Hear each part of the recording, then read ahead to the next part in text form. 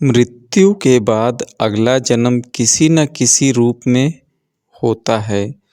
आपका अगला जन्म किस रूप में होना है, यह पहले ही निर्धारित हो चुका है और इसका निर्धारण आपने स्वयं अपने कर्मों के आधार पर कर लिया है।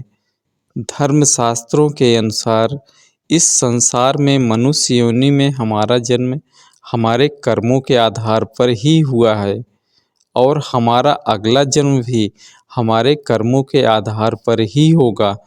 गरुड़ पुराण के अनुसार व्यक्ति के अच्छे या बुरे कर्मों के आधार पर उसका अगला जन्म होता है। मृत्यु को लेकर गीता में भगवान श्री कृष्ण जी कहते हैं कि जन्म और मृत्यु जीवन का ऐसा चक्र है जिससे हर किसी को गुजरना पड़ता है और यह अटल सत्य है। गीता में यह भी कहा गया है कि मृत्यु के बाद केवल शरीर नष्ट होता है, आत्मा नहीं। आत्मा पुराने शरीर को छोड़कर नए शरीर को धारण कर लेती है। गरुड़ पुराण में कुल 84 लाख योनियों के बारे में बताया गया है। इसमें मनुष्य योनि को सबसे श्रेष्ठ योनि माना गया है।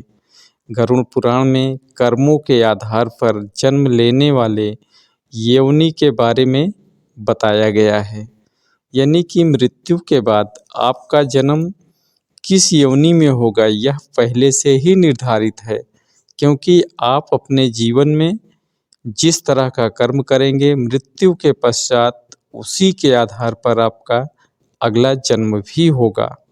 आइए जानते हैं ऐसे 5 कर्मों के बारे में जिससे हम सभी का अगला जन्म निर्धारित होता है।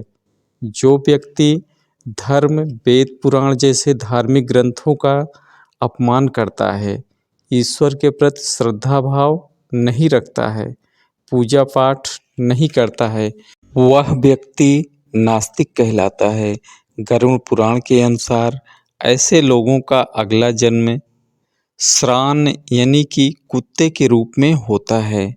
दुनिया में मित्रता का रिश्ता सबसे खूबसूरत होता है, लेकिन कुछ लोग मित्र के रूप में शत्रु बने रहते हैं।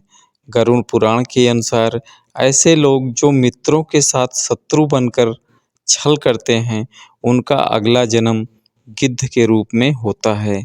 तथा कुछ लोग चालाक और होशियार होते हैं। अपनी चालाकी से जो लोग दूसरों को मूर्ख बनाकर उनका लाभ उठा लेते हैं या काम निकलवा लेते हैं, ऐसे लोगों को मरने के बाद नरक में स्थान मिलता है। साथ ही ऐसे लोग अगले जन्म में उल्लू के रूप में जन्म लेते हैं। कहा जाता है कि कंठ में माँ सरस्वती का वास करती हैं, इसलिए जिन लोगों की वाणी में मधुरता नहीं होती और जो दूसरों को बुरा भला कहते हैं या हमेशा गाली गलौज करते हैं, उनका अगला जन्म बकरे के रूप में होता है।